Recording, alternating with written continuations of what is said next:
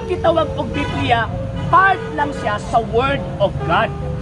Nga naman kay ang pulong ni Kristo di man mo pwedeng ihigot lang sa usa ka libro. Nga naman kay ang truth, ang kamatuoran dili naman kay nagapunting lang sa usa ka libro. Ikaduha, pag ang kanang miingon amang God nga kanang Biblia pulong sa Dios dili si Kristo. Ang resulti ana ang simbahan Katolika. Tuo pud ka. Di ba? Supak mo sa simbahan Katolika pero nituo mo sa tudlo sa Iglesia Katolika nga ang Biblia pulong sa Dios kasi tudlo ana. Nga ang Biblia pulong sa Dios bisan pag wala nakasulat sa Biblia letra por letra.